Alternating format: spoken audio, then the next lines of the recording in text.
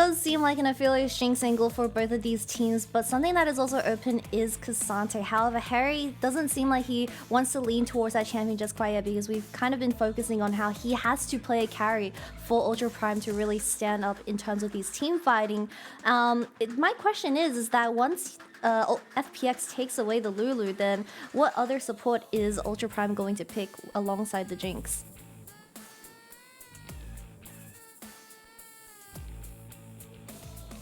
We'll wait and see where they want to try and bring this one here. Could pick up, as you mentioned, the Lulu. I wouldn't mind to see them, I was just about to say, a jungle pickup here. Get something for Ning to be aggressive on the Wukong, kind of the second of the top two alongside that Vi, and of course the Maokai being banned away as well. So this could be an interesting kind of setup here as we wait to see what FPX kind of want to respond with. I'm not even going to talk about that, however. He's not picking it. It's not happening. So there's just no way. Yeah, there's just no way. So I imagine it will be the Lulu and possibly, I'm trying to think now, maybe even the Lee Sin, to be perfectly honest. They could go back to something that Hacker's just exceptionally comfortable on.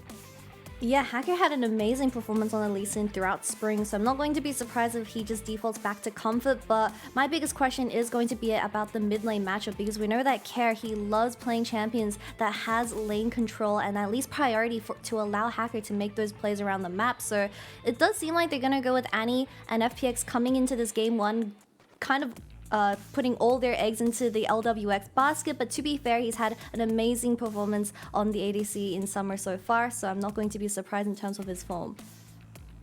Yeah, I mean, look, we've seen it so many times. He's an assassin, he's a burst champion, he's a stain, he's able to play safe, play aggressive, plenty of different play styles available to him. But interesting enough, Ultra Prime kind of saying, cool, you get the Annie, we'll get the Gragas. Gragas has become one of those very, very powerful picks up and towards that top side. Can technically reflect into the mid lane as well, but for the moment, we will assume that's going into the hands of Hery.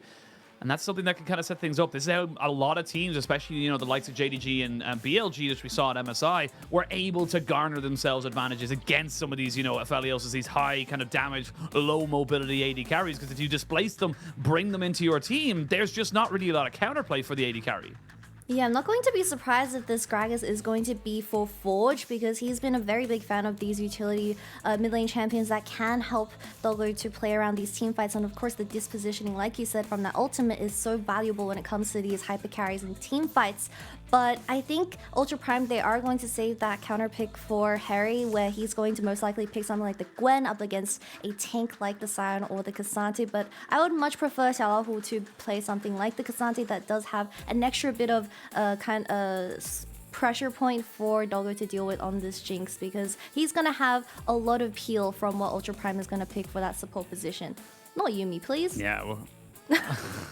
I mean, they could go for it. They could just kind of put something in. They are kind of, you know, dealing with a lot of these different enchanters. I feel like you want to try and get something like the Blitzcrank. We talked about it a while ago, but it is something that can just disrupt a lot of what you want to try and kind of put in there. And yeah, the hard engage from the Nautilus just makes a hell of a lot of sense. The Wukong is good as an initial engage, but you either need him to kind of have someone else to follow up to either catch out the Aphelios or just straight up kind of keep someone in place while he gets that Cyclone damage down.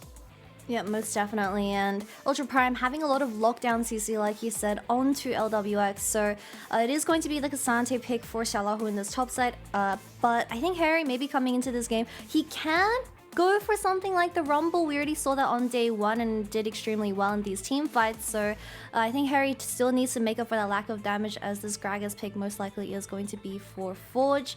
But it really depends on how Hacker wants to pilot his final pick, because it's either the Viego or the Lee Sin, but we both said that we much prefer the Lee Sin to have a little bit of disengage from the amount of CC that Ultra Prime is locking in. There is Hacker's Lee Sin locked and loaded. I had a feeling he'd be going back towards that champion. It's just something he's so incredibly comfortable on, and great to see him kind of feeling like, look, yes, I can go for this. And honestly, it kind of works out with their composition as well. You're getting someone who can skirmish, someone who can go toe-to-toe with the Wukong, and even just disengage. If you see the Wukong coming in, you're able to kick him away. That can be huge. And looks like you might be getting your little prediction in. Yes, it is Forge with the Gragas into that mid lane and Gnar into the top side going into the K'Sante.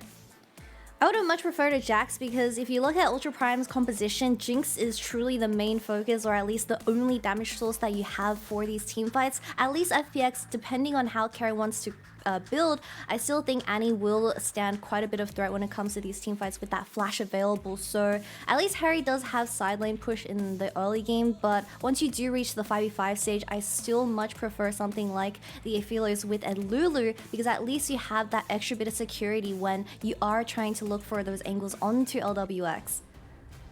Yeah, well, teams are locked and loaded. Both teams kind of having a fair share of engage, and also ways of kind of, you know, getting away from a fight should they end up finding themselves on the wrong end of the stick. But it's going to come down to execution. And again, both these teams 1-0 so far in the season. Both these teams in the bottom 3 of spring. They want to start far brighter than they'd finished in spring as they come into summer. And honestly, I think that, again, like looking at the way that these T-comps kind of work, it is going to come down to execution. I feel like if this Wukong can have his way, where he's able to get down into bot side, get those Cyclones off on top of the Aphelios, FPX are going to be in trouble. And on the other side of this, if Hacker can get behind Doggo, get him kicked back into a team, there's just, as you mentioned, not a lot of sustained damage for Ultra Prime. So it's going to be about who's able to get their engage off first. Yeah, and I'm just praying that because Ultra Prime has locked in this Nautilus for the game 1, we need to see proactiveness in that early game, playing alongside the AD carry and looking for those dives onto this Aphelios and Lulu, because we've seen how broken they are when it does come to those team fights, or at least later game stages. So we haven't highlighted that I think QuiQiu and Hacker also, not QuiQiu and Hacker, but SwordArt and Ning have had a decent synergy so far into the split, so I really want to see that coming out of these two. Well, we are jumping onto the Rift for game 1 of this best of 3. FPX versus Ultra Prime. Both teams 1-0. Both teams looking to continue that trend as best they possibly can. FPX still technically undefeated in the season, but again, we are in week 1. As we jump in, this is going to be our shortest week, or our least amount of games in a week, I suppose, versus the rest of them. After this week, we're going to have Wednesday to Sunday, all having triple threat series. And we'll have to wait and see. But I am curious to see now if they will try and maybe focus out Hery in the top side. You've got the Ghost for Xioalaohu, you have Hacker on the Lee Sin. The Mini Gnar has been shown multiple times to be saying, yes, the Mega Gnar is scary, but once you go into Mini, there's just not a lot of kind of follow-up there, and you really can punish someone like an isolated top laner if you can get that early damage down. Yeah, I wouldn't be surprised if we do see a bit of fighting, and specifically Hacker, but I'm not too sure how he will do on this Lee Sin, because obviously Ultra Prime, they are looking for these dives, they are looking for the ganks onto the Aphelios and Lulu, so you can either make the choice to protect LWX that can have that late game security of damage when it does come to those team fights, or you play for Xioalaohu, where we've seen K'Sante do K'Sante things. He still does a bit of prevalent damage when it comes to annoying the enemy carries, but it's not going to be comparable to someone like the Aphelios, so I don't know if you want to be setting him behind. So what do you want to go for? I like the idea coming out here from SwordArt to throw out his hook. If he lands it, awesome. Probably burns a flash or at least a heal off of Chocho, but wasn't to be, as they just kind of side that step 1. And again, this is kind of par for the course, as we've noticed in the last little while, and at least in the first week. First 5, 6, maybe even honestly 8 minutes of the game, not a lot happens. Generally speaking, it's too risky to go for a dive. You just want to farm up, you just want to try and make this thing work, but Hacker maybe thinking about going for a little bit of an early move here into this mid lane, but the wave is pushing against them, so maybe just trying to see if you can catch out Ning on a little bit of a sneaky rotation as well. Yeah, really nice ward place down by Hacker, just to make sure that the jungler of Ultra Prime isn't trying to do anything sneaky with that red buff in hand, while Hacker doesn't have his own. But I also do want to highlight that the team fighting potential, because we already talk about the level 6 spikes that we have for both mid laners, and that Gragas, I mean, it's all about execution. And we've seen some Gragases flop in the LPL, unfortunately, before. But hopefully Forge, I mean, he has such a utility-based role for the past half a year. Perfection is just the minimum. I mean, that's kind of it within the LPL. You don't really get a pass by being mediocre. It does feel like within the LPL, you have to be exceptional. You have to be, I feel like Doggo could have gotten that off, but you have to be able to take those, you know, kind of opportunities that the enemy team give you, because they generally are few and far between, and if you don't execute on it, you will just be punished. That's just unfortunately the name of the game and how everything kind of goes. So we'll see if Forge is able to kind of have a impact in this particular game with this Gragas, or if he is going to be unfortunately left to the wayside to I'm getting like bin Gragas from the other day, really, as an example of a Gragas who did not do exceptionally well. But this is what I was talking about a little bit earlier. Mini Gnar now onto Hery. He's going to be very exposed here. You imagine he's going to have to flash away from the Q. Ning is here, but he doesn't need him just yet. Hacker was not able to land that Sonic Wave, and they all backed themselves away. And bringing it back to the point where I think Ning might try to look for something without any wards placed in the river, but Xioalaohu does have that ghost available, so I'm not too sure if they have the damage to look on this. Does seem like he is going to just run away. It's hard as well. Wukong, great level 6, post level 6, fantastic, but pre-level 6 just needs someone else to help him out with a little bit of CC, you know, maybe go towards that Gragas mid or the Nautilus in the bot lane, but just not really going to have the same level of impact with a Gnar who is in mini form, unfortunately, and just kind of backs himself away. As we can see there, Recall came in here for Doggo and SwordArt. So they're able to kind of give themselves another little push in here. And this could be interesting as well, because we might see an early Dragon take if they are able to kind of get this pressure going up into the thing. But unfortunately for them, Ning is in the top side, so they're just going to have to deal with it. Xioalaohu, who hasn't gone back yet, he is very, very low, and you can see how positive this little gank has been for Hery. He's just able to kind of force him out completely, and that's a couple of minions gone to the wayside. Yeah, Hery having a great time laning phase. Oh, LWX, he's going to get caught. He has double summoners. Is it going to be enough, though? No he cleanse. doesn't know. No cleanse. He's going to pop the ghost and immediately flash. Nothing burnt there by Ultra Prime. And that's honestly just really good heads-up play there from Ultra Prime, recognizing that the backs were desynced for the FPX bot lane.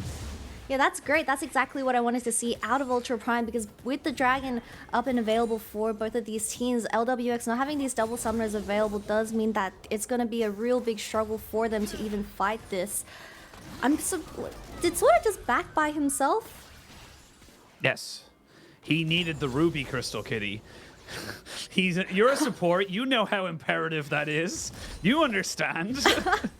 The only reason why I can imagine SwordArt backing there was that he wanted a control to allow Ning to pod towards his bottom lane. I already see that Forge is level 6 now, and that he's getting constant push in this mid lane, so potentially could look for a kill onto the enemy AD carry for this up-and-coming fight.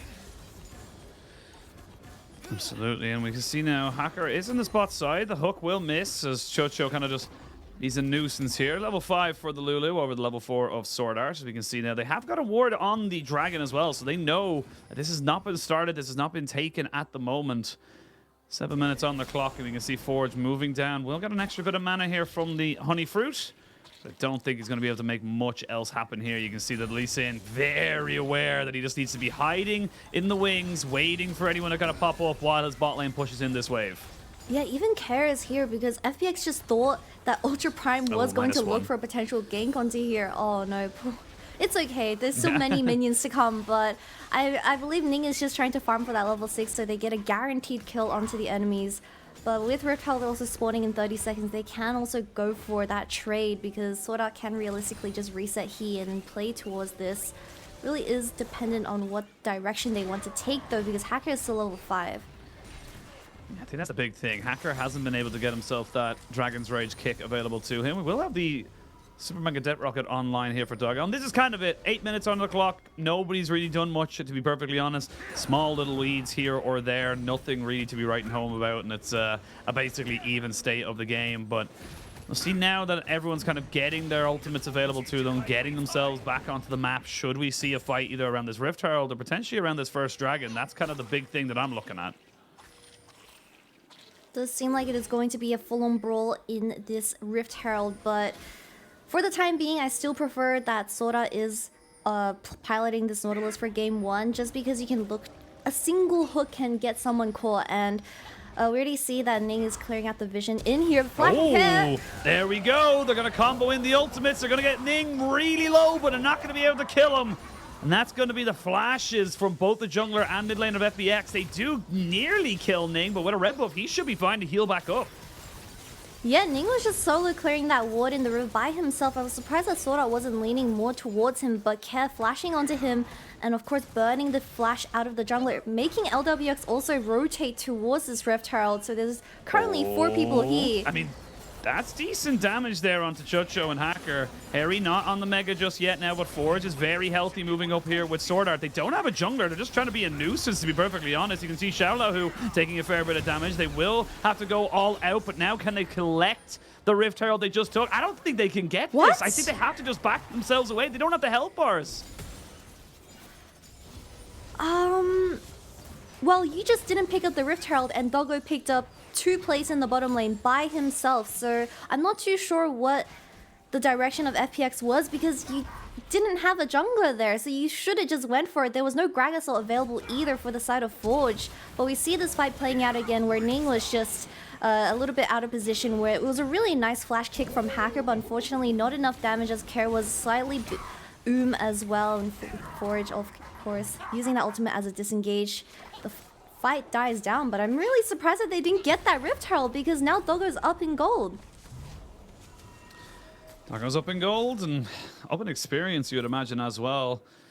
And all that free laning experience for himself. And again, this is a thing as well. Like, yes, the Lee Sin and the Annie is nice, but I feel like you needed to kind of commit all of that flashes and ultimates onto Doggo, not onto Ning, who has so many ways of kind of stopping you from getting away from this one here. So Mega Death Rocket gonna just kind of reset the wave just a little bit here. It should just all die. It's actually not an ideal situation. I think Doggo's a little bit unfortunate with that, to be perfectly honest. Maybe thought that the rocket would kill off a couple of those minions rather than just leaving them on literally 1 HP. But it is what it is. And now we come back into this state of the game. Apart from that Rift Herald take, no kills just for the moment. We got ourselves a dragon on the side of Ultra Prime.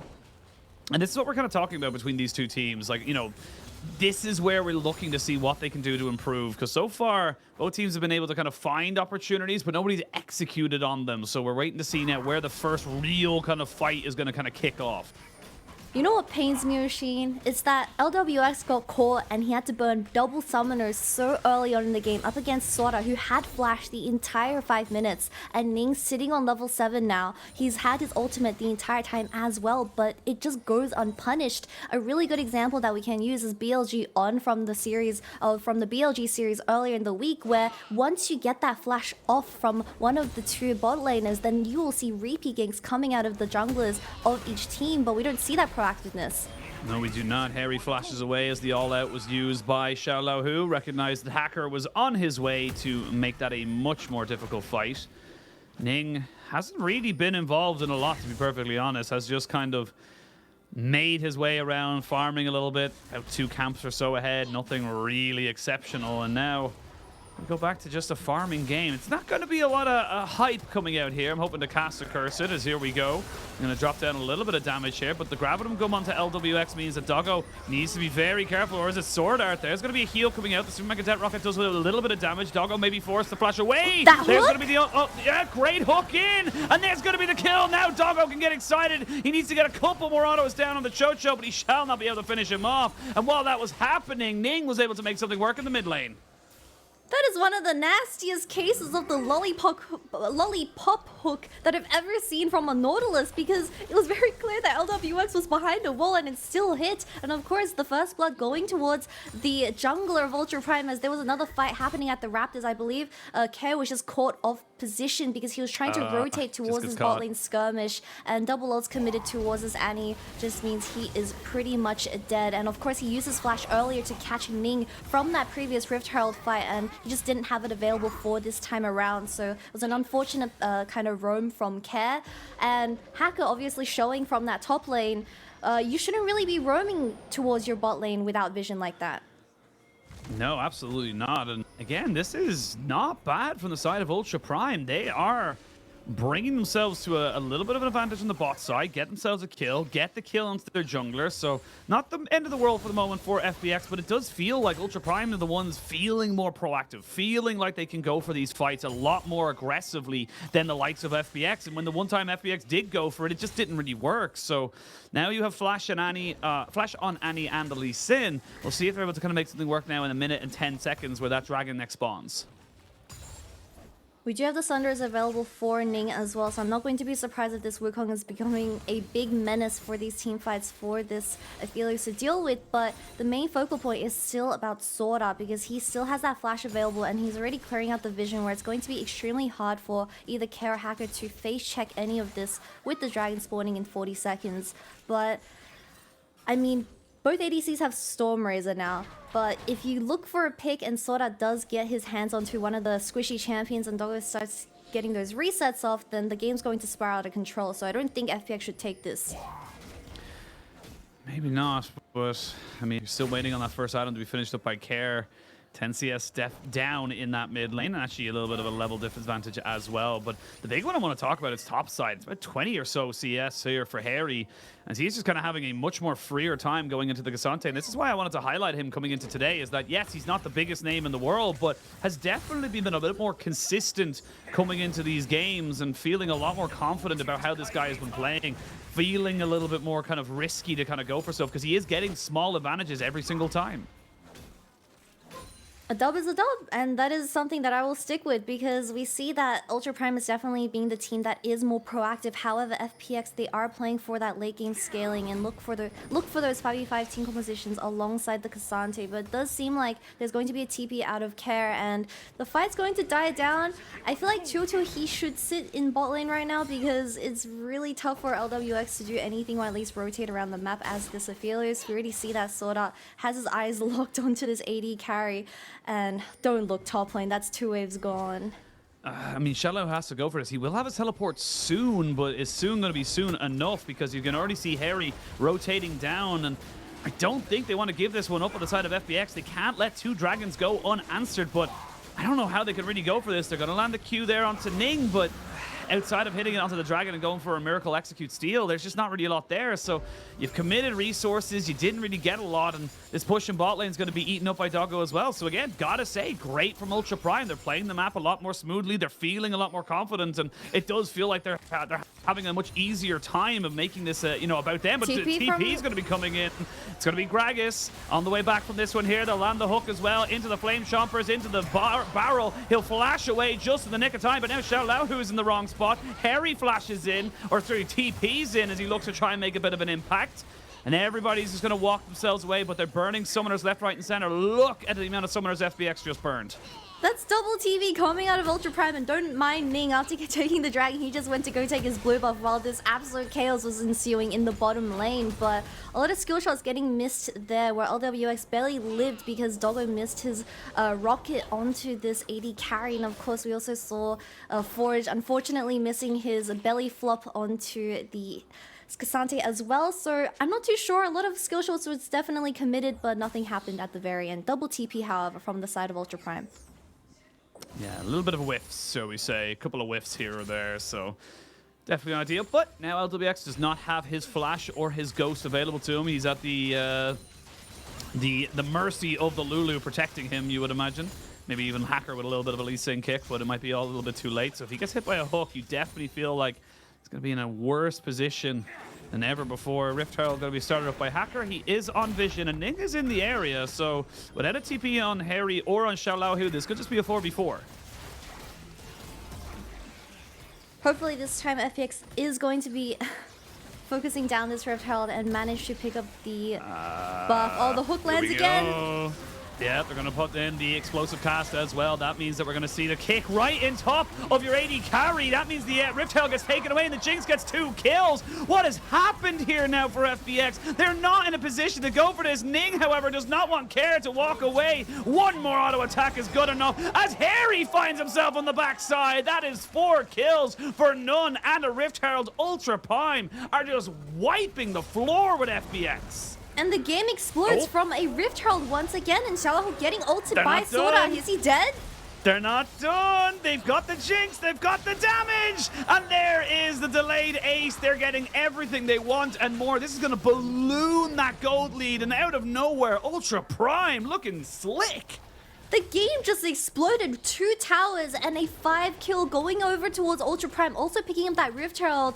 I mean, this Jinx is going to become out of control. This is the kind of play that they needed, and it all started with FPX starting the retro themselves where they didn't have the condition to do so. I feel like if FPX wants to engage and look for a fight, it has to be Care looking for the initial engage, but Care was a little bit too hesitant, and Hacker unfortunately getting hit by the hook here once again, and he kicks Ning further into LWX and QuiQiu's face. And how do you play the game when there's a Wukong and Gragas on your Aphelios?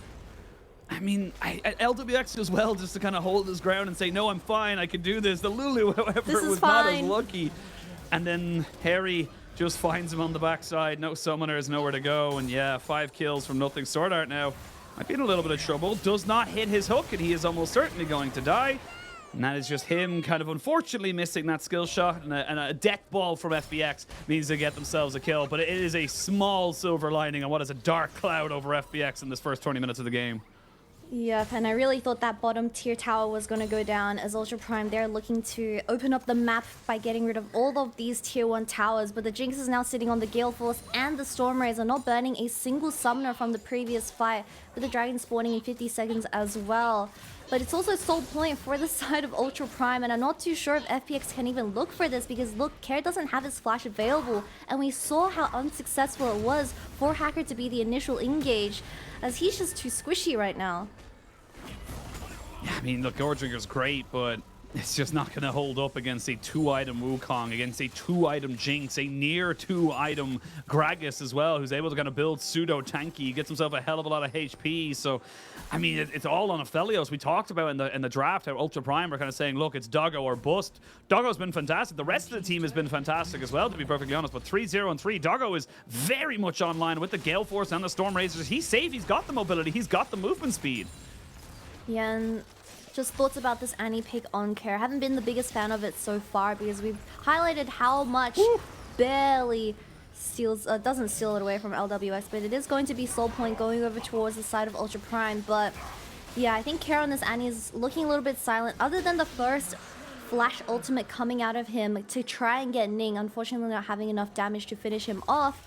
We don't see the same amount of initiative coming out of the mid-jungle duo of FPX, because I think if you're solely kind of putting all your eggs into LWX's basket, then he is just an Aphelios, and once you're up against someone like the Gragas and the Nautilus that has so much lockdown, well, it's going to be a very sad fight for you to play out.